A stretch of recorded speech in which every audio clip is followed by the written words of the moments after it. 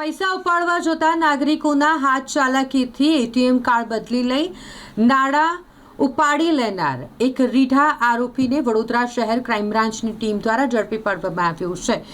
ઠગાઈ ચોરીના લગભગ 12 જેટલા અલગ અલગ જિલ્લાના બનાવવાનો ભેદ ઉકેલવામાં વડોદરા શહેર ક્રાઇમ બ્રાન્ચની ટીમને સફળતા મળી છે। ફક્ત વડોદરા નહીં, ભરૂચ, ડાકોર, સુરત ખાતેના ઠગાઈ અને ચોરીના બનાવો જેનો ભેદ ઉકેલવામાં વડોદરા શહેર ક્રાઇમ બ્રાન્ચની ટીમ સફળ થઈ છે। આરોપી જેને હાલ ઝડપી પાડવામાં આવ્યો છે તુષાર કોઠારી નામનો આ ઇસમ, જેને ઝડપી પાડી કાયદેસરની કાર્યવાહી કરાઈ છે।